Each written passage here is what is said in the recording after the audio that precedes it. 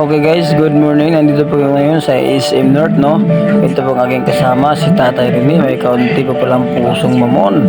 Ito nga po, kami po kumakain po sa tabi po ng kalsada. At amin pong napansin itong homeless po, no?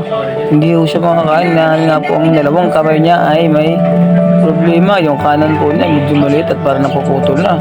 At yung kaliwang kamay naman po niya ay putol po talaga. Ito nga po, sinubukan na lang po siya ni Tatay Rene para po makakain. Galit po talaga ako sa bait at sa damdamin itong aming kasamang si Tatay Rene.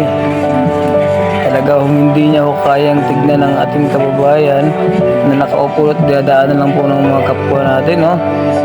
Ito po, sinubukan na lang po niya para po makakain. Salud po ako sa inyo, Tatay Rene.